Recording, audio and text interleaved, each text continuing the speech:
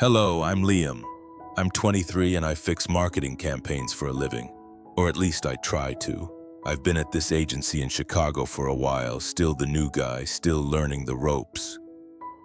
My boss, Olivia, is the CEO, 40, sharp as a blade with a quiet confidence that makes you feel like she's always 3 steps ahead. She's not mean, just intense, the kind of person who can silence a room with a single look. I respect her. Maybe even a little too much. Her office is all glass and steel, her suits tailored, her words precise. She's fair, but you don't mess up twice. I've always kept my distance, nodded at her instructions, kept my head down. But sometimes when she's reviewing my work, her eyes lock on mine and I feel like I'm being weighed. It's not uncomfortable, just heavy. We were in New York for a client pitch, my first big trip with her. The day had been long, meetings, PowerPoints, handshakes with people whose names I forgot as soon as they left the room. By evening, we were at JFK, ready to catch a late flight back home. Outside, a winter storm was raging, the kind of East Coast beast that turns rain into needles and wind into a howl. The terminal was chaos, screens flashing, delayed and canceled. Voices crackling over the intercom, drowned out by the wind rattling the windows. Passengers crowded the counters, some shouting, others slumped in chairs clutching coffee cups like lifelines. My phone buzzed with alerts. Winter storm warning, expect delays. Olivia stood by a window, her coat still on, scrolling through her phone with a calm that didn't match the scene. "This isn't good," she said, her voice low, like she was talking to herself. The airline desk was a mess. Lines snaking through the terminal. People arguing over vouchers and rebookings. Our flight was officially canceled, the gate agent's voice flat as she handed out instructions. "They're offering hotel vouchers," I said, showing Olivia the email. She nodded, already dialing a number, her fingers quick on the screen. "We'll try for a room," she said. "No point staying here." I watched her work, calling hotel after hotel. Marriott, Hilton, a couple of budget places near the airport, all booked. Her brow furrowed, but she didn't snap, didn't raise her voice, just kept dialing. Finally, she got through to a boutique place a few miles out. "It's ours," she said, hanging up. We took a cab through the storm, the wipers barely keeping up, the driver muttering about black ice. The hotel was a low-rise building, modern but not flashy, its sign flickering in the wind. The lobby was warm, all thick carpets and soft yellow lights, a stark contrast to the chaos outside. The wind howled, shaking the glass doors, but inside it was quiet, almost too quiet. We checked in, the clerk sliding over keycards with a tired smile. "Suite 412, he said. "Elevators to the left." Olivia thanked him, her tone crisp, and we headed up, our bags rolling behind us, the carpet muffling our steps. The suite door clicked open and a wave of warmth hit us, the air smelling faintly of lavender from some diffuser in the corner. The room was bigger than I expected. Polished wood floors, a sleek desk, a wide glass window looking out at the rain-slicked runway, planes grounded like sleeping giants. A king-sized bed dominated the space, its white linens crisp, pillows stacked high. Next to it was a small sofa, more decorative than functional, its cushions stiff and narrow. Olivia set her bag down, untying her scarf, her coat slipping off her shoulders to reveal a tailored blazer and skirt, her usual armor. She glanced at the bed, then at me, her eyes catching the light. "Only one bed," she said, her voice dry, a faint smirk playing on her lips. "Want to risk it tonight?" My face went hot and I laughed, more out of nerves than anything. "I'll take the sofa," I said, pointing at the sad little thing in the corner. Olivia raised an eyebrow, shrugging off her blazer. "That sofa's a joke." she said, her tone matter-of-fact, that half-smile still there. "Sleep here. It's just a bed, Liam." My heart kicked up, thudding in my chest. She wasn't flirting, not exactly, but her words carried a weight like she was testing me, seeing if I'd flinch. I nodded, trying to play it cool. "Yeah, okay," I said, my voice tighter than I wanted. "I'll figure it out." She kicked off her heels, setting them neatly by the door, and walked to the window, her silhouette sharp against the glass. The runway lights flickered through the rain, casting a golden glow on her face, softening the edges I was used to seeing in boardrooms. I dropped my bag by the sofa, my hands suddenly restless. This was Olivia, my boss, the woman who could make a client sign a contract with a single sentence. And now we were here in this quiet room, the storm screaming outside, about to share a bed. It wasn't just the logistics, it was the shift, the way she looked less like a CEO and more like a person. Her scarf was draped over a chair, her hair looser now, a few strands falling free. I sat on the edge of the bed, testing the mattress, firm under my weight. The room was warm, but the wind's howl seeped through, a reminder of the chaos we'd escaped. Olivia turned from the window, her eyes catching mine for a second before she grabbed her bag. "I'm taking a shower," she said, her voice casual, like this was normal, like we weren't about to cross some invisible line. "You good?" I nodded, my throat dry. "Yeah, I'm good." She gave a small nod, that smirk flickering again, and headed to the bathroom. The door clicked shut, and I heard the water start, a steady rush that mingled with the storm outside. I stood pacing to the window, the runway a blur of rain and lights. My reflection stared back, a 23-year-old kid in a wrinkled button-up, out of his depth. Olivia was 40, a woman who'd built a company, who walked into rooms and owned them. And yet here we were, stuck in a storm, about to share a bed because a sofa wasn't an option. The contrast hit me hard, the noise of the airport, the wind scream, the crowded terminal. And now this quiet, warm room, just us. My heart was still racing, not from the canceled flight, but from the thought of lying next to her, the woman I'd spent months admiring from across conference tables, her presence always a little overwhelming. The water stopped, and I heard the bathroom door creak. I turned back to the bed, its white expanse suddenly huge, impossible to ignore. I sat again, my hands on my knees, trying to steady my breathing. Olivia would be out any second, and I'd be lying next to her, the most powerful woman I knew, through a night that already felt like it was rewriting the rules. The bathroom door clicked open, and the sound of running water faded, leaving only the storm's howl outside. I was already on the bed, lying on my side, facing the wide glass window, where the runway lights flickered through the rain. My heart was still thudding, not just from the chaos of JFK or the canceled flight, but from the reality of this.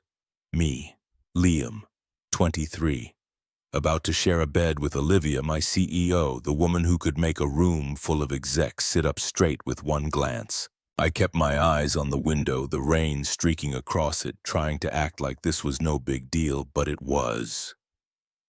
It was a huge deal. Olivia stepped out, her bare feet soft on the wood floor. I didn't turn, but I felt her presence, the air shifting as she moved closer. She was wearing a thin gray sweater and dark pajama pants, loose but not sloppy. Her hair, damp and loose, fell past her shoulders. The sharp scent of her shampoo, something clean like eucalyptus, cut through the lavender haze of the room. She paused by the bed, and I heard the faint rustle of fabric as she pulled back the blanket. The mattress dipped slightly as she slid in, her weight settling on the other side. I stayed still, my body rigid near the edge, leaving as much space as I could without falling off. Her warmth hit me almost immediately, radiating through the sheets, a quiet reminder that she was right there, inches away. The storm raged outside, the wind slamming against the glass, rattling it in its frame. Inside, the suite was a cocoon, warm, dim, the yellow glow of a bedside lamp casting soft shadows on the walls. Neither of us spoke at first, the silence heavy but not awkward, just full. I could hear her breathing, slow and steady, and the faint rustle of the blanket as she adjusted it.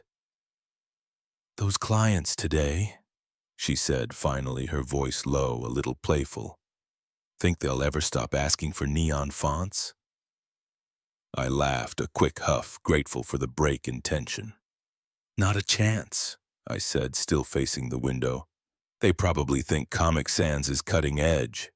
She chuckled, a soft, throaty sound that made my chest tighten. "You're not wrong," she said. The conversation drifted to small things. Her annoyance with the client's last-minute changes. My story about a campaign I'd botched in my first month. "You recovered," she said, her voice warm like she meant it. "Not everyone does." I turned my head slightly, just enough to see her out of the corner of my eye. She was propped on one elbow, the blanket pulled up to her waist, her hair catching the lamplight, strands still wet and clinging to her neck. "Where'd you grow up, Liam?" she asked, her tone curious, softer than the one she used in meetings. "Small town in Illinois," I said. "Cornfields, one stoplight, you know the deal." She nodded like she could picture it. "Sounds quiet," she said. "It was," I replied. "Too quiet sometimes." A gust of wind hit the window, sharp and loud, cutting us off. The glass shuddered, and for a moment we both froze, listening to the storm's fury. The runway lights flickered, their glow muted by the rain, and the room felt smaller. The world outside wild and untamed. I could hear her breathing again, closer now, the blanket shifting as she moved. Her arm brushed mine, just barely, her damp hair grazing my skin. I didn't move, didn't dare, my body tense like I was balancing on a tightrope. The touch wasn't intentional, but it was there, electric in its simplicity, her warmth seeping into me through the thin sleeve of my shirt. "You comfortable?" she asked, her voice low, almost a whisper, but clear enough to cut through the storm's noise. I nodded, my throat too tight to trust my voice. "Yeah," I managed, barely audible. I wasn't comfortable, not really. My heart was racing, my mind stuck on the fact that Olivia, the woman who ran our company with an iron grip, was lying next to me, her hair brushing my arm, her breath close enough to feel. She shifted again, settling deeper into the pillow, and the blanket pulled taut between us, a thin barrier that did nothing to hide her presence. I kept my eyes on the window, the rain a blurry curtain, but my focus was on her. The faint scent of her shampoo, the soft rustle of the sheets, the way her warmth seemed to fill the space, the lamp's glow caught her skin, painting it gold, and for the first time I saw her not as the CEO, not as the woman who could make a room go quiet, but as Olivia, just Olivia. Her face was softer without the makeup, her eyes less guarded, her hair loose and messy in a way that felt human, not calculated. The storm outside was a wall of sound. Wind, rain, the occasional crack of something hitting the glass. But in here it was just us. The ticking of a clock on the desk, the hum of the heater, the faint creak of the mattress. I wanted to say something to keep the conversation going, but my words felt stuck, like anything I said would break the moment. She turned slightly, her shoulder brushing mine again, and I caught my breath, holding it like I could stop time. "This storm's relentless," she said, her voice barely above a whisper, like she was talking to the room as much as to me. "Yeah," I said, my voice steadier now. "Feels like it's trying to tear the city apart." She laughed softly, a sound that felt like a gift in the quiet. "It can try," she said, "but we're still here." Her words were simple, but they landed heavy, like they meant more than just surviving the night. I lay there, my body still near the edge, but the distance between us felt smaller, not just physically, but in some deeper way. The blanket was warm, her warmth blending with mine, and the storm outside seemed farther now, less threatening. I could feel her presence in every small sound, the shift of her weight, the soft exhale of her breath, the faint brush of her hair against my arm. It wasn't just about being close, it was about being here, in this moment with her. I'd spent months watching her from across conference rooms, admiring her strength, her control, but this was different. This was real. The runway lights flickered again, their glow painting her face in soft gold, her eyes half closed, her lips relaxed. I wanted to memorize it the way she looked right then, not the CEO, not my boss, just Olivia, human and close. I closed my eyes, trying to calm my racing heart, but all I could see was her. Her wet hair, the curve of her shoulder, the warmth of her next to me.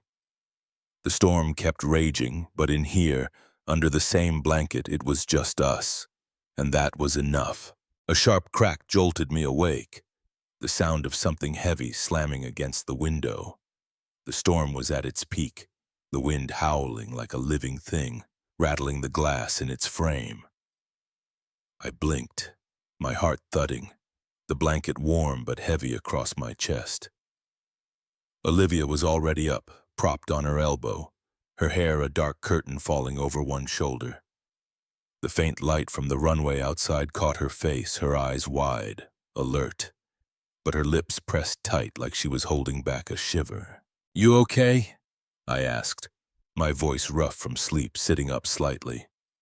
She nodded, a quick jerk of her head, but pulled the blanket higher, her shoulders trembling just enough to notice. Outside, the storm was relentless. Rain lashed the window, wind screaming, a low rumble of thunder rolling in the distance. The room felt smaller, the walls pressing in, but the warmth under the blanket was a shield, a small pocket of safety. I shifted closer without thinking, closing the gap I'd tried so hard to keep earlier. My arm brushed hers, and she didn't pull away, didn't even flinch. Instead, she leaned toward me, just a fraction, her shoulder grazing mine. The heat from her body spread fast, cutting through the chill of the room, making the storm's roar feel farther away. Her sweater was soft against my skin, the faint eucalyptus scent of her shampoo mixing with the lavender air of the suite. We didn't speak, just lay there, eyes open, watching each other in the dim glow. The runway lights flickered through the rain, casting a golden sheen across her face, softening the sharp lines I knew from boardrooms. Her eyes weren't the CEO's now, cool, commanding, but something else, unguarded, almost vulnerable. I could hear her breathing, slow and steady, matching the rhythm of my own. The blanket shifted, rustling softly, and her hand brushed mine under the covers, not intentional. Just there, her fingers warm against my knuckles. I didn't move, didn't dare, afraid to break whatever this was. The wind howled again, a long, mournful wail, but it didn't matter as much now. She was here, close, and that was enough. Olivia lay back down, slower this time, her body settling closer than before. The gap we'd started with was gone, like it had never mattered. Her shoulder pressed against mine, her hair spilling across the pillow, a few strands brushing my arm. The mattress creaked faintly, the sound swallowed by the storm. I could feel her warmth, steady and real, seeping through the blanket, through her sweater, into me. It wasn't just physical. It was the weight of her trust, the way she hadn't pulled back, hadn't rebuilt the walls we were used to at work. My heart was still racing, but not from fear. It was her, the way she lay there calm despite the storm, her presence filling the room like the lamp's soft glow. The silence wasn't awkward anymore, it was something else, something deeper. It felt like we were sharing more than a bed, more than a moment. I could hear the faint tick of the clock, the hum of the heater kicking on, the storm's relentless drumming outside. But inside it was just us. Her breath, my breath, the warmth between us. I wanted to say something, to ask if she was really okay, but the words felt unnecessary. She'd leaned into me, chosen to stay close, and that said more than any question could. I let my eyes trace her face, the curve of her jaw, the way her lips parted slightly as she breathed. She wasn't the CEO right now, not the woman who could silence a room with a glance. She was Olivia, human, real, and right here. Another gust hit the window, the glass shuddering, and I felt her tense for a second, her shoulders stiffening against mine. "It's just the wind," I said, my voice low, trying to sound steadier than I felt.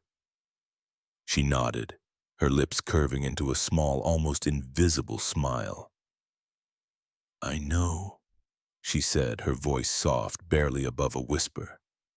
She didn't move away, didn't retreat. Instead, she settled deeper into the pillow, her body closer now, the blanket pulling taut between us. Her hand stayed near mine, not holding, just resting, her fingers brushing my wrist like a quiet promise. I could feel her heartbeat, faint but steady, through the thin space between us. The storm was still there, its roar a constant reminder of the world outside, but it felt distant now, like it couldn't touch us. The room was warm, the lamp's glow steady, painting her in soft gold. I thought about work, about the Olivia I knew, tailored suits, sharp eyes, a voice that cut through chatter like a knife. That Olivia was still there, but this one, the one lying next to me, her hair damp, her breath warm, was someone new, someone I wanted to know, not just admire from across a conference room. The wind screamed again, a branch or something scraping the glass, but it didn't matter. We were here, safe together. I felt her shift, her shoulder pressing a little closer, her breath slowing as she relaxed. I wanted to hold on to this, to remember every detail. The eucalyptus scent, the rustle of the blanket, the way her hair caught the light. I'd spent months watching her from a distance, respecting her, maybe a little intimidated by her. But now, in this quiet, storm-battered room, she was just Olivia, and I was just Liam. And the space between us wasn't a barrier anymore. It was a bridge. I closed my eyes, not because I was tired, but because I wanted to hold this moment, to let it sink in. The storm kept raging, the wind still whipping against the glass. But I was calm, steadier than I'd been all day. She was here, her warmth beside me, her breath a quiet rhythm in the dark. And for the first time, I wasn't just the new guy trying to keep up. I was here with her, and that was all that mattered. And the storm had quieted, its roar softening to a low moan, the wind no longer rattling the windows with the same fury. The room was still, the air warm with the faint hum of the heater, the lavender scent lingering like a quiet guest. I stirred, my eyes blinking open to the dim glow of the bedside lamp, its yellow light pooling on the ceiling. The world outside hushed, the runway lights steady now through the rain-streaked glass. I lay there, the blanket heavy across my chest, and realized Olivia's hand was resting on my arm. Her fingers light but sure, like she'd reached for me in her sleep. Her touch was warm, grounding. And for a moment I didn't move, didn't breathe, afraid to break it. She was asleep, her breath slow and even, her face soft in a way I'd never seen at work. A few strands of her damp hair had fallen across my pillow, curling against the white linen, catching the lamplight in soft glints.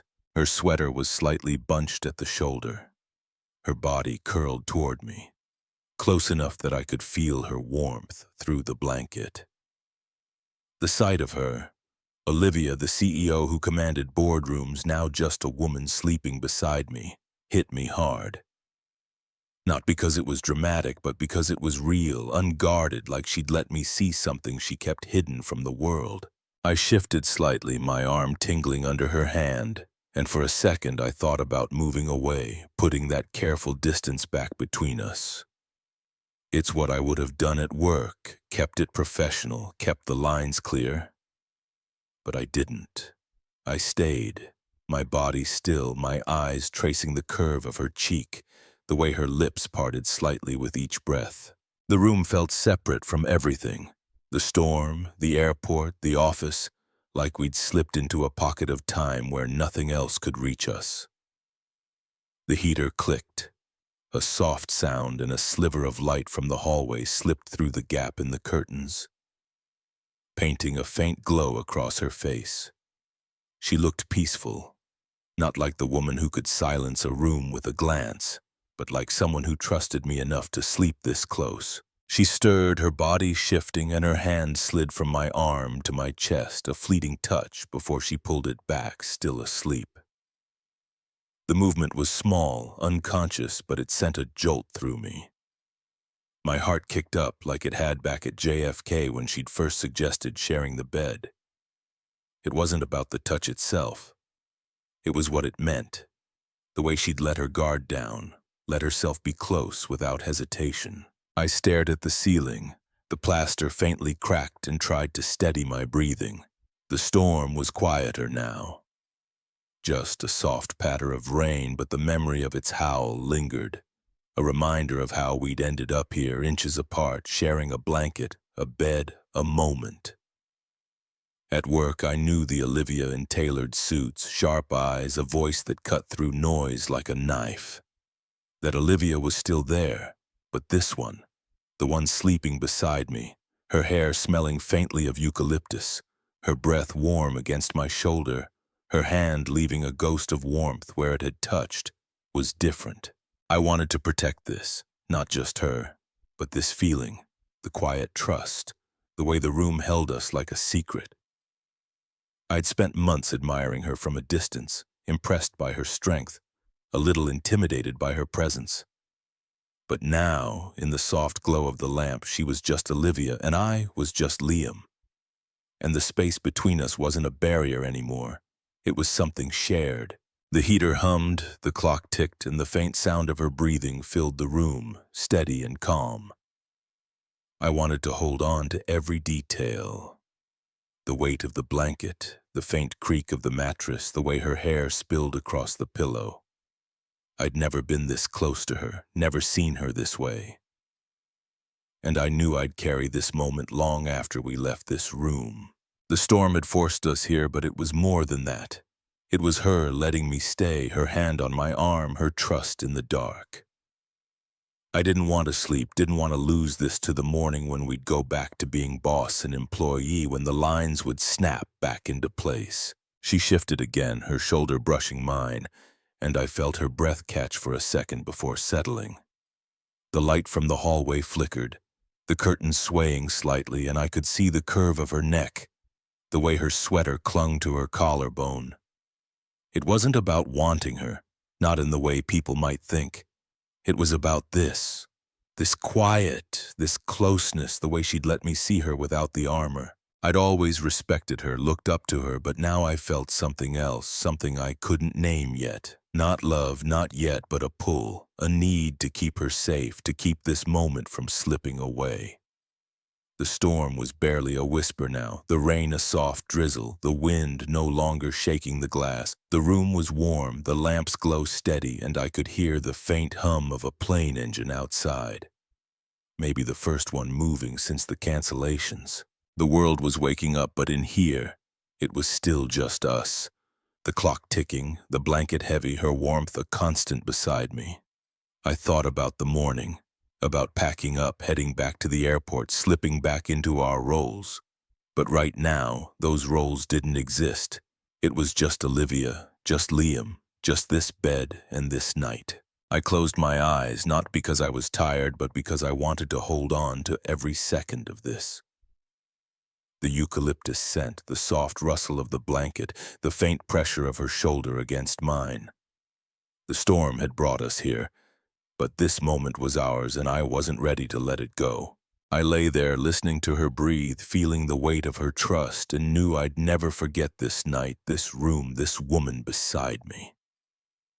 The storm had passed, leaving a quiet so deep it felt like the world was holding its breath. Sunlight slipped through the gap in the curtains. a soft gold that cut through the dimness of the suite. I stirred, my eyes heavy, the blanket still warm across my chest. Olivia was already awake, sitting up against the headboard, a hotel robe tied loosely around her phone in hand as she scrolled through emails.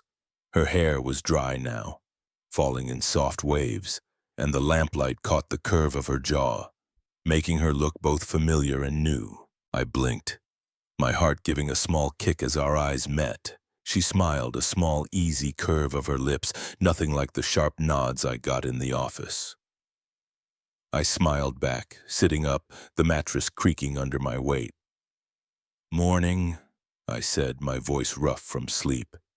"You beat me to it."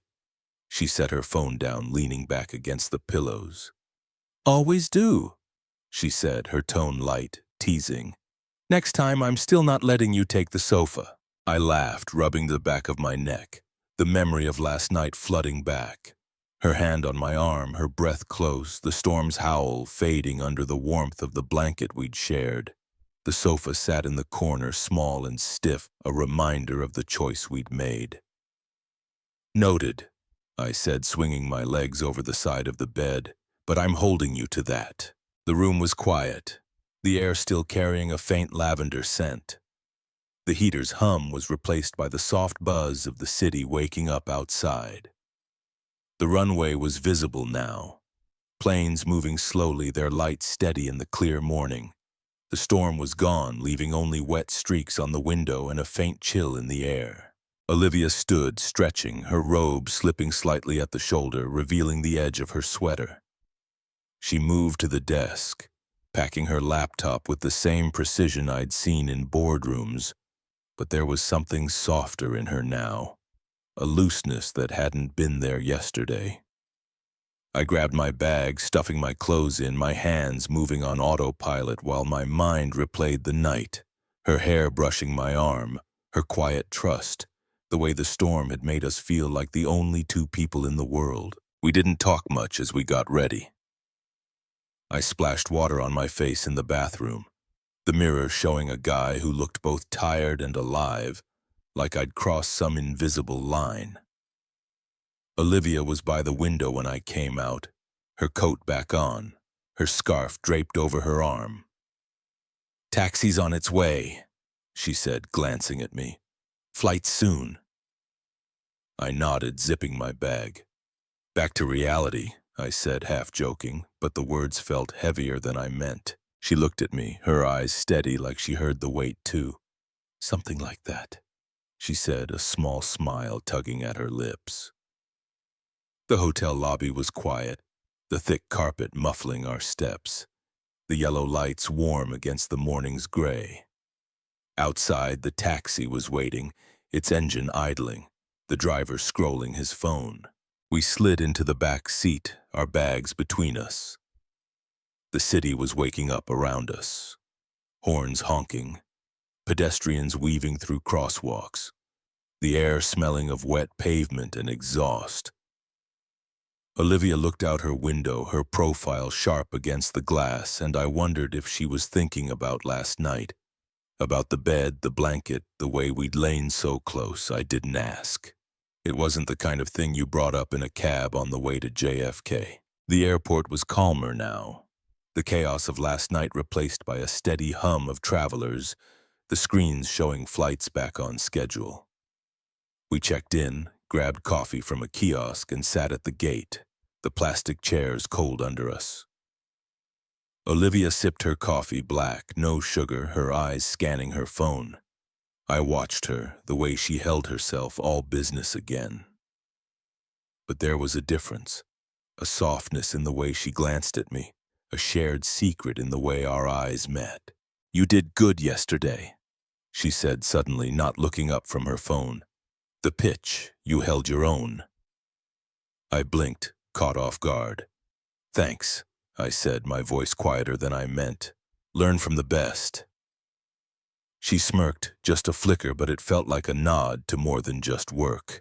On the plane, we were seated side by side, her in the window seat, me in the middle. The cabin was quiet, the hum of the engine steady as we taxied. She leaned back, her scarf folded in her lap, her eyes on the clouds outside. We didn't talk about the night, didn't mention the bed or the storm or the way her hand had rested on my arm, but the silence wasn't heavy, it was comfortable. Like we'd crossed some line and didn't need words to confirm it. I could still feel her warmth, the faint eucalyptus of her shampoo, the way her breath had matched mine in the dark.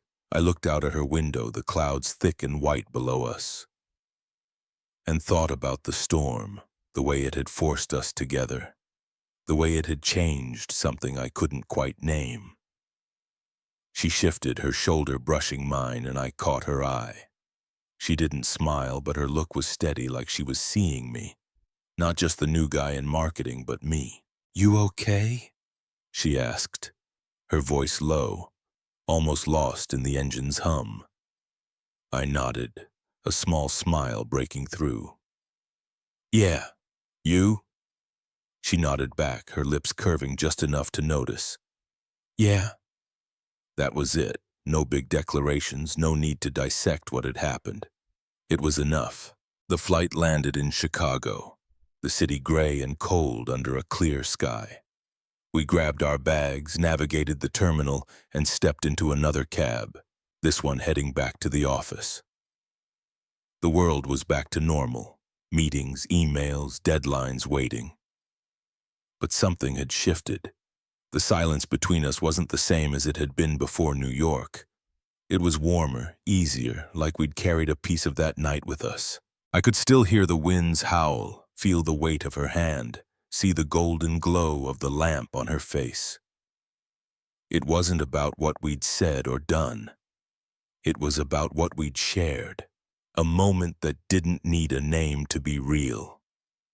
As the cab pulled up to the office, Olivia turned to me, her coat buttoned, her scarf back around her neck.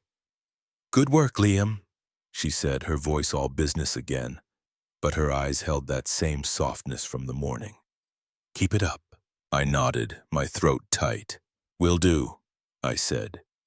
She stepped out, her heels clicking on the pavement, and I followed, the city loud around us. We walked into the office, but the night in that room stayed with me, a quiet weight I'd carry for a long time.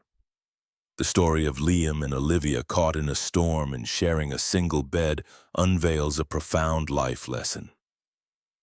Vulnerability fosters connection in the most unexpected moments.